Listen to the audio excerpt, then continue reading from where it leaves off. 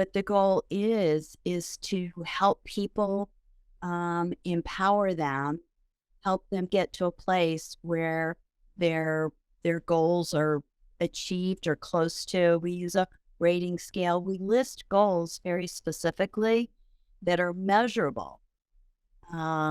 So if somebody's coming in with complaints of anxiety, we want to measure the intensity of it, the frequency of it, and periodically check in with those, make sure we are moving in a positive direction.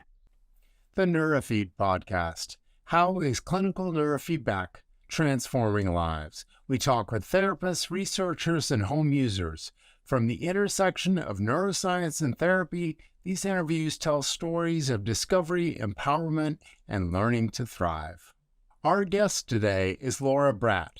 Having worked in locked and open psychiatric units, chemical dependency hospital units, and outpatient social services, in 2003, Laura and partner Avery Bratt built the oldest current Neurofeedback Center in the Kansas City area, utilizing cutting-edge neurofeedback and biofeedback technologies.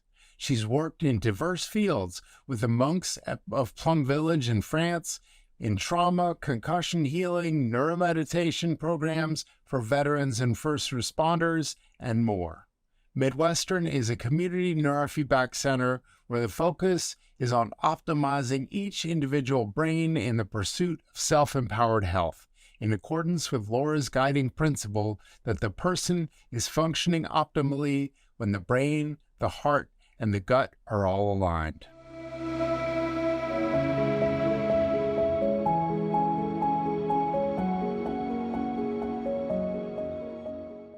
Welcome, Laura, and I wonder if you would tell us a little bit about how, what was your thinking when you first started trying out this neurofeedback thing? This is years ago, right? Maybe you could tell the story a little bit. It was years ago, and the pre-story was actually my husband went to a training, and we communicated while he was at the training, and he had a fairly substantial experience. And he came home and he said, "We need to do this and you need to go learn." And I went, "No, sounds weird to me." And we had that conversation repeated numerous times till finally I just said yes to get him off my back. I went to my first training, and it was really fascinating. He came with me because he wanted a repeat.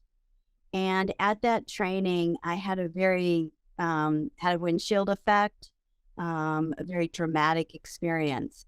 And it took a lot of time for me to figure out exactly what had taken place.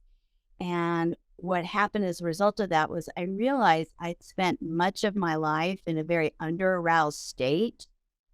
And that very first training I did at my first training was a real shift in my nervous system. And it was a pretty dramatic shift. And so my introduction to neurofeedback was kind of an oh wow. So that had me hooked. Or can you explain what you mean by a windshield effect? Yes, I don't see it often, but I do see it. I don't know. I've seen it a number of times where within the first few trainings, I train somebody and they come back with a dramatic shift in state. It's the example for me was I was training at my initial training, and I felt radically different, and I became very irritable. And in fact, it was with my husband there, Avery, and he said, "What is your deal?" And I walked away. He said, "Don't even help me right now." And so I walked away, and I thought, wow, what is going on with me? And I felt very intense. And the only experience that I could relate to at that time was that's how I felt when I was angry. And after several hours, I realized I'm not angry. I'm energized, but I didn't know the difference. And so with clients, I've seen people come back, and it's always within the first few sessions if a windshield effect is going to happen. And I've had a mom say regarding her son, "Oh my gosh, his room is spectacular. Do that again." And so for that child, there was this enormous shift. He went home, cleaned his room. That was highly unusual. So it's a singular event. It's a very dramatic effect. And it's very clear that it's a result from that training. Like I say, not common, but it does happen. I've heard the analogy from 𝙉𝙚𝙪𝙧𝙤𝙀, thinking of the windshield like you've been driving with a dirty windshield and you never knew it, and suddenly someone sprays it and cleans the windshield, and your whole world has shifted because there's no dirt on it's not muddy, dirty, and yucky. It's been cleaned. Exactly. That kind of dramatic shift. But it's not always easy to interpret initially because it's so big and it's so dramatic that it really takes some time to really reassess, whoa, what was that? So, yeah. How did you take it and run with the neurofeedback after that experience? Or maybe it took a while before you were like willing to do this thing after such a dramatic change. No, I started with my kids. Right? That's who we're supposed to practice with, not our clients, until we get the hang of it. Right. And there were some fairly dramatic changes with my daughter. My daughter was the one of my three kids that was really struggling with a variety of things. And so that's where I started, was with her. And then slowly started moving to some friends. And then fairly quickly started integrating it into sessions. Can you talk a little bit about how you describe neurofeedback? If somebody comes in, they've heard about this thing, they want to try it out, but they don't really understand what it is. Like, how do you describe it to folks who don't know? So we're in the Kansas City metro area. And because we've been here longer than any other neurofeedback places here, we cater to the community at large. So people are coming in for a variety of different things, a very large variety of different symptoms and issues. So what I do typically is explain as enhancing neuroregulation. The goal is always neuroregulation, helping the nervous system re-regulate itself. It has somehow become dysregulated, whether that was a head injury, a traumatic event, medical trauma, birth process, high fevers, drugs, whatever. The system has become dysregulated. And that's why neurofeedback can address many different issues in many different situations. It can't cure anything, but it addresses a number of different symptoms, issues, diagnostic categories, because when you regulate a dysregulated nervous system, you have less symptoms.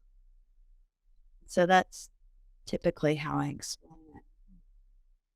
And does therapy play a role in the whole process?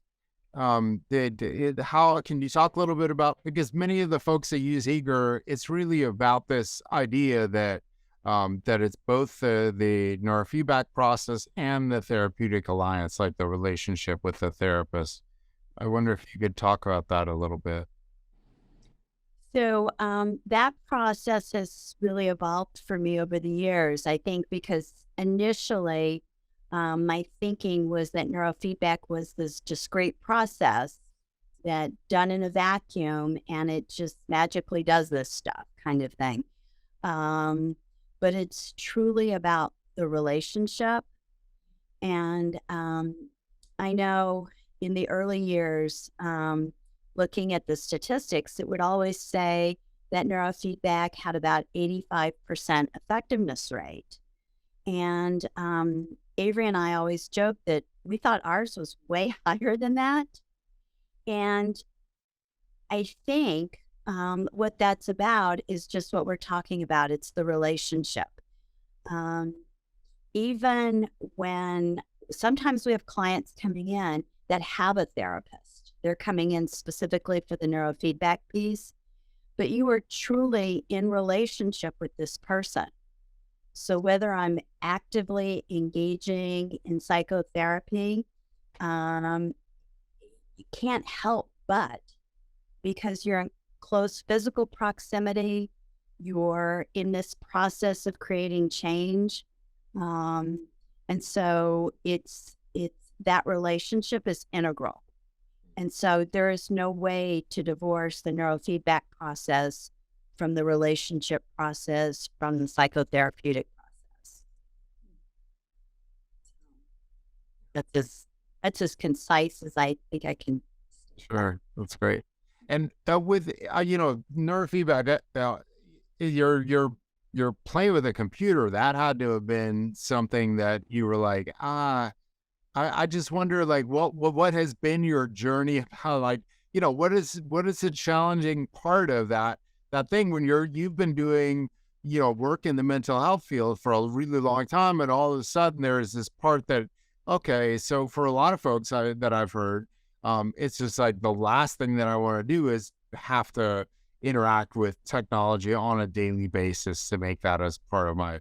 So I wonder if you could talk about some of that learning process and some of the challenges. Like what was tricky about it? Learning neurofeedback for me was a pretty steep learning curve. One way or another, it is for everybody. It's just sometimes pieces. All these gray hairs attest to the fact that I'm not super techno savvy. So even that much harder. But it's incredibly rewarding. And I think that's what kind of balances out quite a bit. It's amazing to be in relationship with a client and utilizing neurofeedback. And then we also use some biofeedback tools now. So I've become braver. It's amazingly rewarding when I can put in some effort and help people make positive, dramatic changes in their life. And then when people come back years later and say, wow, you helped us do this. Without the work that you did, my child would not be there, or whatever. So yeah, there is a steep learning curve. It's totally doable because, as I say, I'm not super techno savvy. I can do it. Anybody can do it. The biggest, most important piece is the mentoring piece. It's not the computer or the technical pieces there.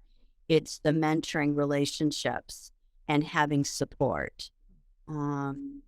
Avery often said that he would never have done neurofeedback if he was all by himself without anyone to kind of discuss and process and learn with. So it is something you want to do with supportive colleagues. So that's great to hear, because that's how we designed our introduction to neurofeedback course, was to be that supportive environment, because I only went through my training 8 years ago and very much was by myself and had that experience of how hard it is to try to learn, really feeling like you're in a vacuum. And we want that experience where people feel like they have a cohort of learners to be with and that they're not in this wilderness steep learning curve by themselves. And kudos to you that you stuck it out and got to where you are now, which is spectacular. Yeah. I had a question. I think a lot of our listeners may be private practice owners or working in private practice, which I think you all were in at the time. What are some of the challenges you've run into with incorporating going from just a mental health practice to a neurofeedback and mental health practice? I know the challenges I'm currently in and dealt with, but I'm curious, you've got more of a longevity in this, what you've run into and how you've worked through it.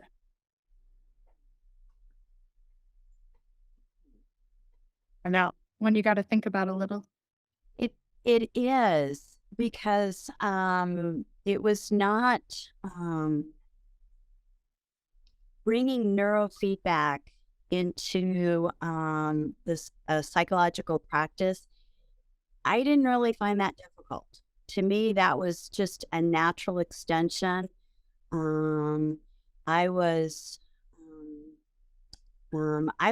thrilled and excited to have something that made the process for me faster and smoother.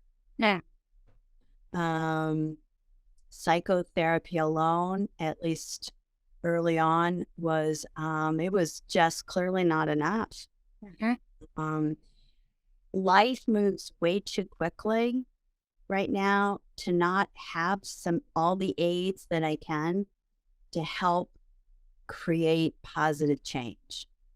So the most difficult thing, I think, for me was when we grew and hired staff. Yeah. That's the boat we're at now that we're struggling with, because it's so much training to pay for staff who might not stay that long. Yeah. And so the neurofeedback just it's like an organic piece of what I do, who I am. The staffing, that's a whole other ball game. So for me, that was really the big difficulty was the staff issues, not neurofeedback. It marries with all kinds of different psychological interventions. Oh yeah. Because you're going underneath the mind, going straight to the body, to the source. Anything that marries that mind-body connection is a beautiful, somatic experiencing, deep brain reorienting. I'm attachment-based in my foundation. All of those things work so well with neurofeedback. Even I think cognitive behavioral, if you get the neurobiology of the behavioral, you can still find your way through. You might then shift a bit, but you can start there. Not a huge CBT fan, admittedly. No, I learned it and thought it was great until I got into the practice, and then I found how hard it was with people who have trauma, but there's so much more to it. Right. Then that's when I did the deep dive in neurobiology and went, I have to do this thing of neurofeedback, because how else do you get that deep? That's right. And we're so glad you did. Thank you. Me too.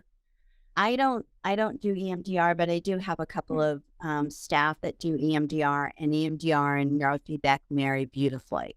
Yeah. So.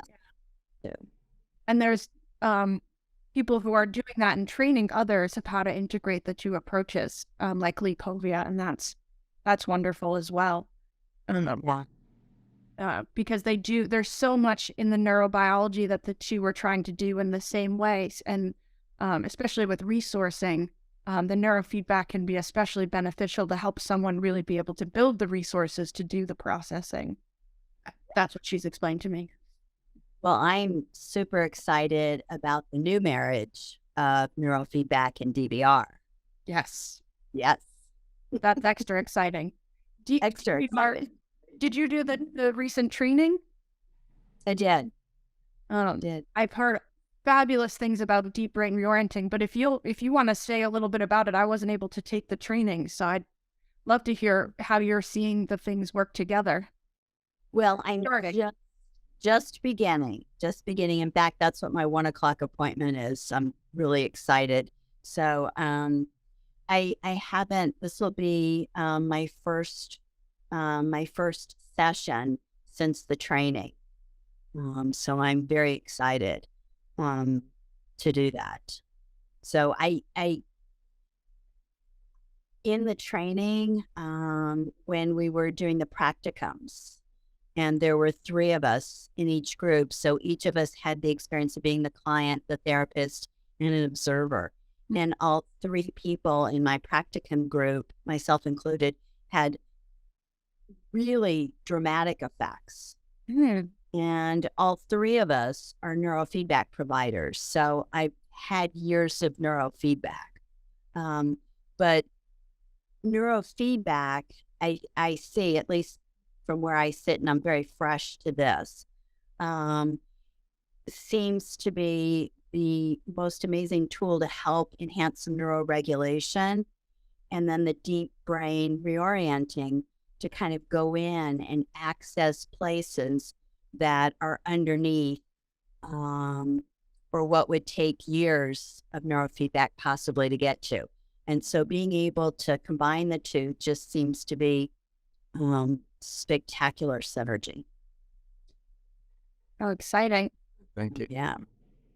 Could you talk about have there been things over the years that are surprising or counterintuitive about your approach to about neurofeedback and how it works, and the process of working with clients? What stuff sort of struck you as, this is not what I would have expected? Weekly. So one of the things, especially when I'm working with somebody that's kind of semi-new to neurofeedback, is being able to utilize the information that we're gathering as a guide.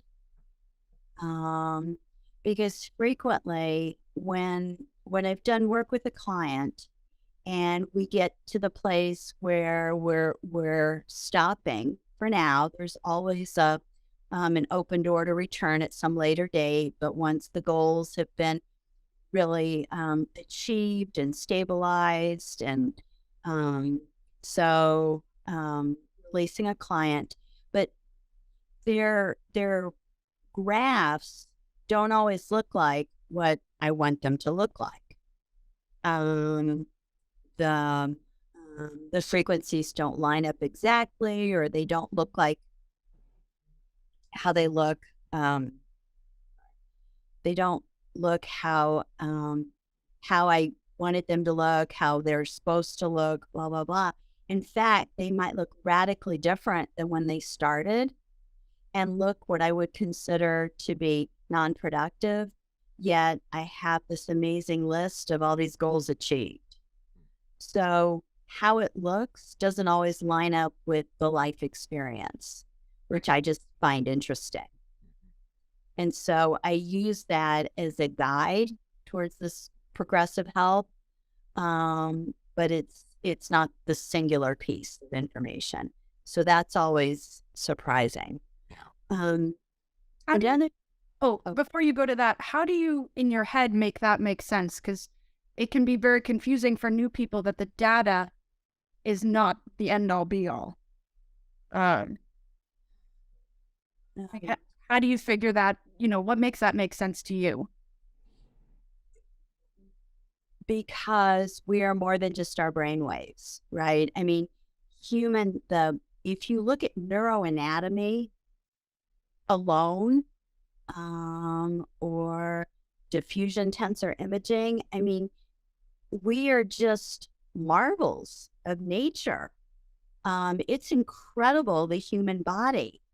And there's so many processes, so many activities, there's so much stuff going on, that nothing is in a vacuum or separate from anything else, which actually leads me into what I was going to say anyway, was that I can start a training in and hoping for some increased neuroregulation, and maybe started at one site and plan to go to another site. But by the time I go to that next site, that already looks better regulated than it did initially from a training at a totally different site on the brain. And as I explain it to clients and staff, is that neuroregulatory capability is like throwing a little pebble in the pond. It kind of evolves outward because everything is so richly connected in the human body. It's just, it's a wonder, an absolute, total wonder. Cool. Yeah. The way the amount we're learning about the neural networks of the brain and how interconnected these crazy webs are, it's a wonder that we even have enough intelligence to understand it, because it's incredible the way, the more you learn about the neural networks, you're just like, how, no human design is this complicated, and yet it is this complicated. And it's beautiful and confusing all at the same time. Yeah. It's almost unpredictable because it is so complicated. Because if we don't have a roadmap yet. So you change this little area of the brain and suddenly this area has changed and this area has changed. And it's just, there's an amount of awe, I think, in neurofeedback that I never expected to have of the brain and its amazing capacity that comes along. The more you learn, the more you know that you don't know. Beautifully stated. There's another piece of neurofeedback that sort of surprised me, and I'm curious if you've had this experience, that neurofeedback is small changes and fast changes all at the same time. So there's that windshield wiper effect that you experienced, and occasionally you get clients who do. But I also find that it's these very small shifts that feel like nothing's changing, and then suddenly it feels like everything's changed. You get a client to look back and they're like, I thought nothing changed. And now that I look back at where I was, I can see that so much has changed. This subtle but fast. Yeah, as you were talking, I was reminded of a client I worked with years ago who came in dealing with a lot of loss and depression. And she was a musician. And she talked about when she came in that she hadn't played her instrument for a year or two, that she had just kind of put it down and hadn't played with it at all. And it was about session, I think she was coming in for like the 7th session. And I was just checking in with her. How you doing? Did you notice anything? Nope, haven't noticed anything. Okay, that's fine. And just in conversation while I was hooking her up, she talks about how she was practicing and how her sound had really gotten much better. And I stopped midway and said, wait, what? And she repeated it. And I said, wait, I thought you had said that you had put your instrument down. She goes, oh, I had, but I ordered a new one and I got it and I started practicing. And I was like, wait, and you don't think that's different? It's been 2 years. And she said, oh, I guess it is. Yeah, I love those stories, because this is where the relationship really means so much. You can't integrate in isolation. So for your client, that conversation that seems just casual while you're applying sensors is actually part of them integrating the training and realize how much really is training. And we have a technician in our practice. I don't know if you guys have them in yours, but it's one of the things we work very hard is to have our technicians be able to check in about these things, because they, that integration doesn't happen without reflection through an other of some sort. And that's a beautiful example. Yeah. And there's so much that would be missed if we hadn't had that particular conversation. Yeah. Yeah. When we met many years ago, Laura, and we had a conversation and then an interview kind of like this one, one of the things that I remember about that conversation, 2013, I think it was, April of 2013. But I still remember being really just kind of impressed and awed in a way, compelled by the way that you and Avery were talking about the process of neurofeedback, and the way that it really seemed like what you were talking about was a way of empowering the people who came into your clinic to make the changes themselves. And we talked a little bit about sort of the pharmaceutical approach to mental health, and how that, how that's different than what you all had been working in. And I wonder if you could talk. I recall from the conversation as well that you talked about how people don't have to, there's an idea that people have, like, oh, I just have to do this forever now. And you told a story of folks who actually get to some stage where they're feeling like they have changed sufficiently and that the effects are lasting, and they may come back for a sort of a tune-up or something. I wonder, do you remember any of that, or is this ringing? I wonder if you could talk about that a little bit, that area. So, and the process has evolved over time, but we, the goal is for, at least within our center, is for people to come in to address whatever it is. And sometimes we do have an increasing number of people coming in for more peak performance issues, athletes, artists, things like that are coming in specifically to hone their skills and that type of thing. But the bulk of people are coming in more for struggles and issues. So the goal is to help them get to a better place, and that's defined by them, what's better for them. And then to ideally move them out and bring in new people. We historically have had waiting lists. Since COVID, our waiting lists are much longer. We're typically a few months out now. But the goal is to help people, empower them, help them get to a place where their goals are achieved or close to. We use a rating scale. We list goals very specifically that are measurable. So if somebody's coming in with complaints of anxiety, we want to measure the intensity of it, the frequency of it, and periodically check in with those, make sure we are moving in a positive direction, make sure those numbers are changing over the course.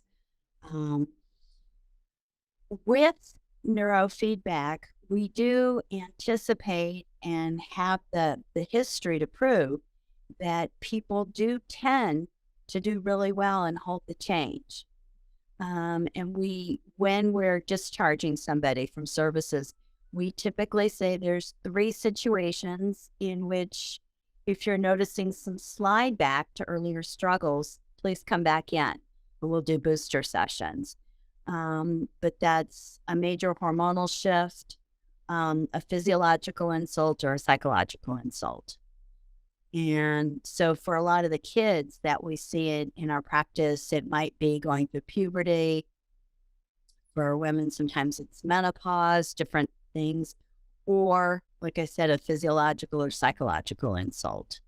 And so we do have clients over the years that come back in for booster sessions. The one group that I've seen that don't tend to hold on to the change, is older adults where a dementia process has started. But those groups do seem to, I've typically been able to work with some of those folks, and if they're coming in about every 6 to 8 weeks, can pretty much maintain for quite some time. So it's a little bit different orientation. But that's kind of the beauty, is to be able to see people, work with them, have them leave, and then, 6 years later, something happened and they come knocking at the door. So, and those booster sessions, it usually just takes a few to help them get back to wherever was their better place, which is incredible. I always say the best problem that neurofeedback ever gave me is that I actually need to get more clients than I used to, because I work mostly with, and now my client base is broadening. Mostly I work with adopted adolescents, which is a group that typically it's very hard to create substantial change. So I would have these clients for a very long time, years and years and years, middle school through college. And now I actually have to get more clients because they get better. They're doing a lot better. They don't need me.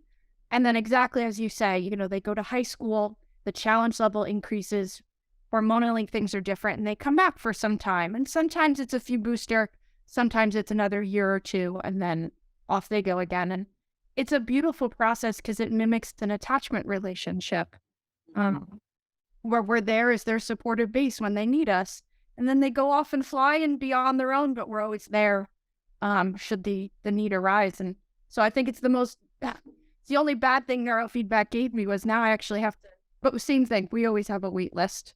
So if people are wondering, is this going to make my work harder or better? It's going to make your client outcomes better. And then you'll be able to actually move through a wait list. But once the word gets out that you do this, the word gets out and you will definitely have a wait list. Laura, I was very interested, Large mentioned that you talk a bit about empowering your clients. Would you say a little bit about how you do that? So I think that's the most important piece, right? Is for clients to come in, and because frequently when they're coming in, they're in a difficult place and struggling.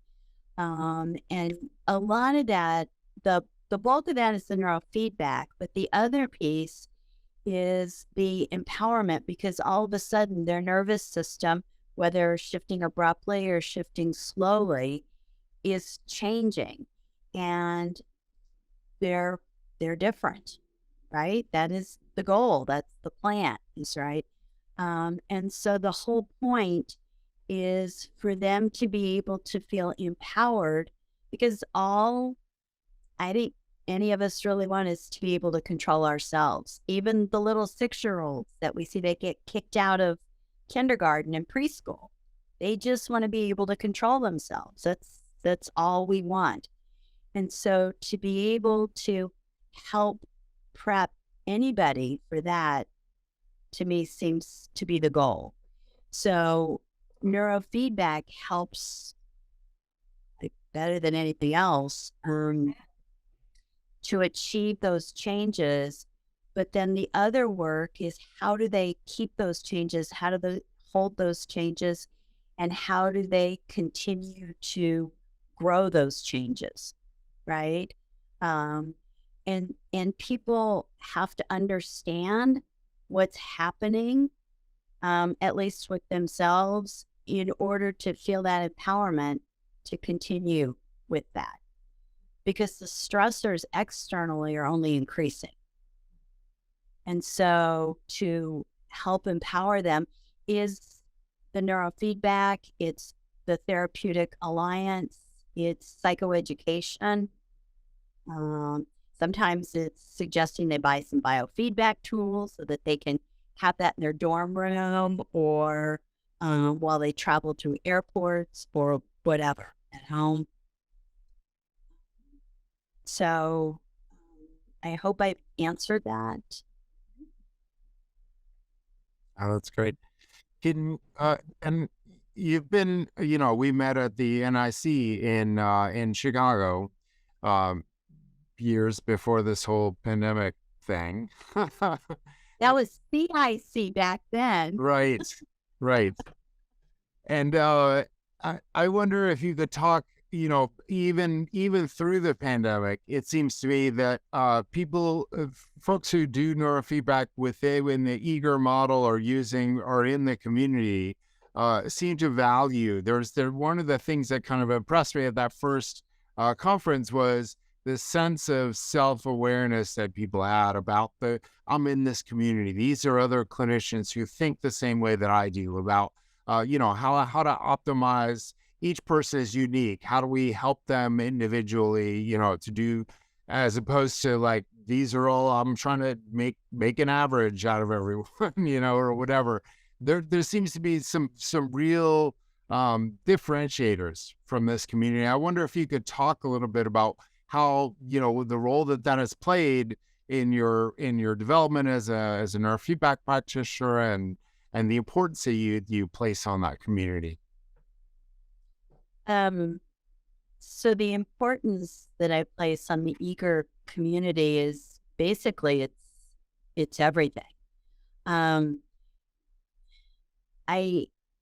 Having worked in the field for quite a while, I've never experienced the collegial nature of the eager community anywhere else in any other facet of my life or of my career. There's early on, we used to joke that we had cell phone numbers of people that were really big and important in the neurofeedback world, because they wanted to be there to help us through the little humps and the glitches and things like that. It's a powerfully supportive community, unlike any other. Either in the eager community is over the top as far as supportive and collegial. And the neurofeedback world is really good, but the eager community is premier. I don't even know how to say that any better or differently. And that's probably what helps us through, especially if we come in as a lone provider. It's that community that helps us through. Going to a conference, a retreat, the way I used to describe it coming back from NIC or CIC meetings is I always felt like I was, this is in a positive way, I was on fire, just on fire. It was so intellectually stimulating. It was incredibly challenging. I loved the learning piece, but the support, and that we as a community could go anywhere and do anything, and just working together. I can't say enough good about it. So I actually have a client that I'm working with now that came back that I hadn't seen in several years. And I told her I was going to the retreat in February. And when I came back, she said, I know, you're on fire. Yes. Yes. One of the things that has stood out to me about the eager community is it's not competitive. In the sense that what one of us does for the field or for our clients, we do for the good of all of us. And it's not just in words, it's in actions. If you go to anyone in the eager community and say, I want to research this or learn to do this, it's like, okay, let's do it. I'll help you. I'll point you in the right direction. And especially as more trainings and growth, as the field grows, it's still happening. And I experienced that, Laura, when we got to meet at the retreat. There's no one feeling like anyone's stepping on anyone's toes. It just feels like we're all rising tides raise all boats. And it's in words and actions, which is pretty incredible. Yeah, and not very common, I don't think. No. So the eager community is pretty special. And I think there's enough people that we won't lose it as we grow. And Lars, I just need to say to you very directly how awe-inspiring it's been for me sitting on this side, and to watch you and your interest and your on-fireness and your excitement, and I'm sure your sweat that I don't see, because I know there's a lot that goes in behind the scenes that I'm I'm not privy to, nor would I probably want to be. But anyway, so I've watched you, and I appreciate that, and I want to thank you very, very much. Thank you. Thank you. Yeah, I mean, I'm grateful at least once a week to be doing this work, because I get to hang out with pretty amazing people who are doing something in mental health that I did not think was possible until those conversations in 2013. Like this idea that people could approach mental health from a perspective of like, we're not trying to make good cogs in the machine. We're trying to figure out what are the things that someone wants, and how do we make it possible for them. It brings to mind for me that one of the things that I hear occasionally, and I wonder if you could reflect on this, is that the one of the challenges with doing with a high success rate of neurofeedback work, like doing after a number of sessions when somebody gets success, is that suddenly they find themselves in a place where it's about sort of reconfiguring their approach to their life. Because the funky thing is that our brains have a tendency to experience any change as a risk. So even success, feeling like, oh, I feel more capable and more confident and whatever, but there's a part of me that feels that as that's scary. So I wonder if that's something that comes up in sessions, like this musician who obviously was doing this stuff, but I wonder, for them or for other clients, like what part of that is like, oh, this suddenly I'm uncomfortable because it's unfamiliar. It's interesting, and where and I remember the client, I remember the situation, I remember the day where I kind of hit that. This was years ago, and I was still fairly new at doing neurofeedback, and I kind of named that. I called it CEO syndrome.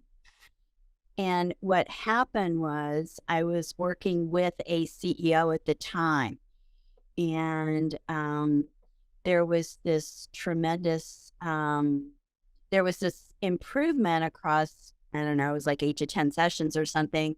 And we were just kind of talking about it. And he was taken aback by these changes that he was noticing within himself. He got scared, and I wasn't skilled enough at the time to be able to make sense of it and grab a hold of it. And he was afraid that the training was going to take away his edge in business. And he didn't come back. And I remember thinking, wow, what just happened? And it took me a while to figure that out, but I think you're exactly right. That's the nervous system can and frequently does interpret change as risky, wrong. We need to pull back towards the medium kind of thing, regression to the mean kind of thing. And so that's there's two pieces to that. One is just the psychoeducation part.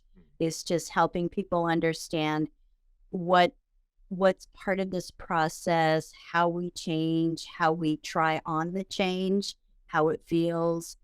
But there's that supportive piece that the goal is enhanced regulation, where we are able to self-modulate ourselves. That's like the 6-year-old as well as the 96-year-old. Is we want to be able to respond to a situation, not overreact. We want to be able to move through our lives as optimally as possible, whether that's contributing in a meeting, to taking a test, to dealing with they're out of chicken at the grocery store or whatever. So it's important to recognize that this is we are just training brainwaves, but that is essentially helping people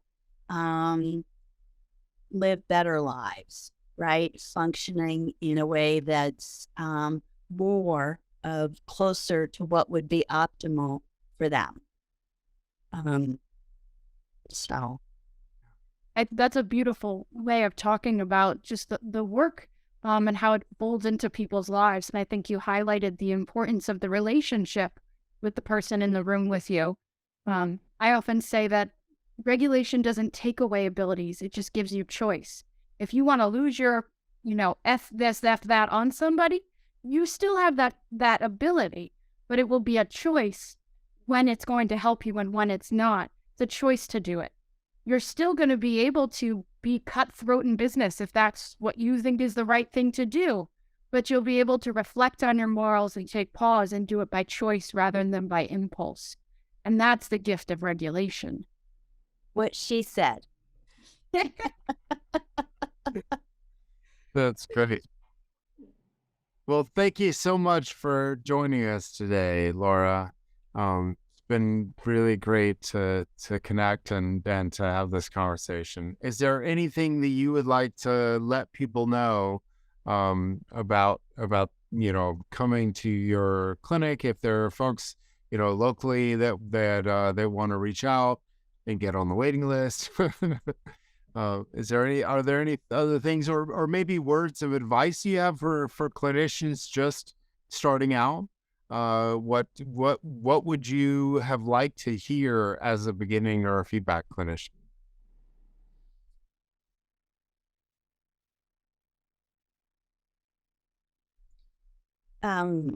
Just keep going, no matter what. Just keep going.